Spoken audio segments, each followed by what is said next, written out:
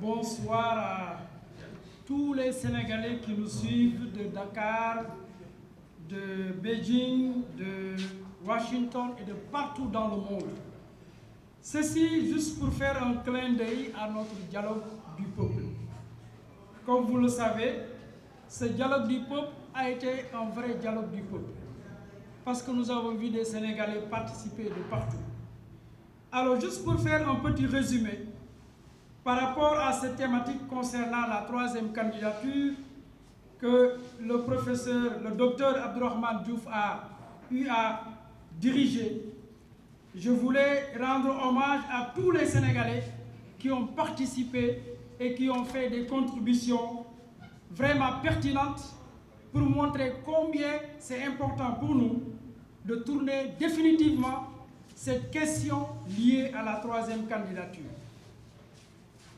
Je rappelle que nous avons réfléchi sur l'historique des modifications constitutionnelles.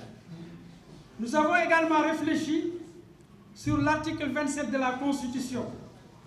Nous avons également réfléchi sur l'esprit de la loi, donc l'esprit de cette Constitution, en tout cas des changements majeurs qui nous a amenés là où nous en sommes. Alors, pour rappel, depuis l'indépendance de notre pays, la Constitution a été modifiée plusieurs fois et parfois par opportunisme politique, parfois dans le but de renforcer, certes, la démocratie. Pourtant, le Sénégal dispose d'une constitution rigide, mais dans la pratique, il n'y a pas de difficulté pour modifier la Constitution, contrairement dans les grandes démocraties. Ceci dit, on va citer juste quelques rappels de modification pour montrer combien on a une constitution plus ou moins élastique. En 1963 déjà, par rapport au parti unique qui avait plein pouvoir sur le plan, en tout cas de la gouvernance présidentielle, en 1998 avec la limitation des mandats, en 2001 avec Maître Abdoulaye Wade, qui nous a servi une nouvelle constitution en précisant la durée du mandat. Mais nous rappelons aussi par rapport aux durées, en 2008, Abdoulaye Wade aussi était revenu sur le septennat. Et évidemment, en 2011, le ticket présidentiel qui a valu ce que nous avons vu, bon nombre de morts, ce que nous ne voulons plus.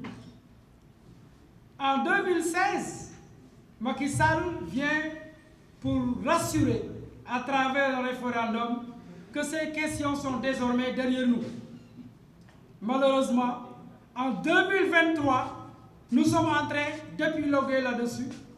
Et pour dire, parmi les panélistes, quelqu'un le disait, le problème originel de tous les problèmes de tension politique que nous avons en ce moment, la base, c'est la question de la troisième candidature.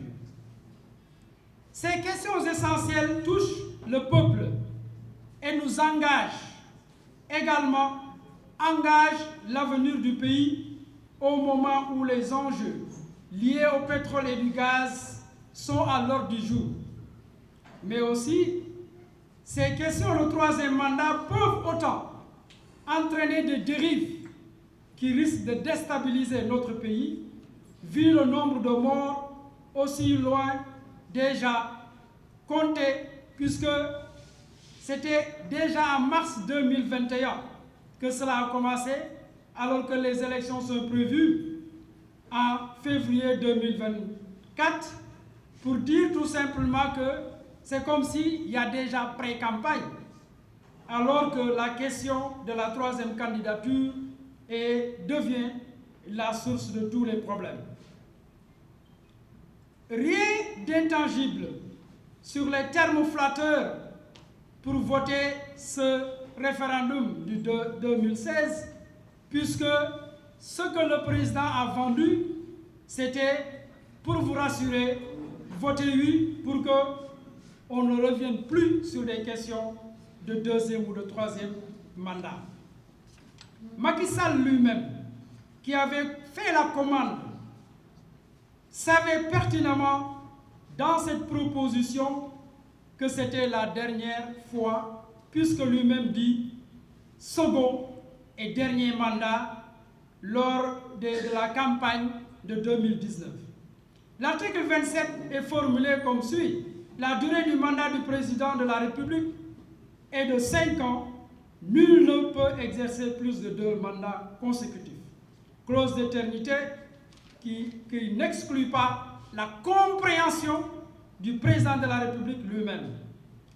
Et le professeur Ngouda Mboup nous rappelle qu'il ne s'agit pas de faire une confusion concernant la durée et le décompte du nombre de mandats. À la lecture de ces dispositions, surgit plusieurs questions de droit, mais permettez-nous de dire, parmi ce qu'on a entendu, parmi ceux qui ont en tout cas intervenu durant ce dialogue du peuple, que c'est une diversion juridique que d'entendre certains dire que le président a droit à un deuxième quinquennat. Il l'appelle comme ça pour se dérober. Cette subterfuge ne sera pas acceptée par les populations qui se sont là jusqu'ici exprimées et semble être pour nous la question essentielle du moment.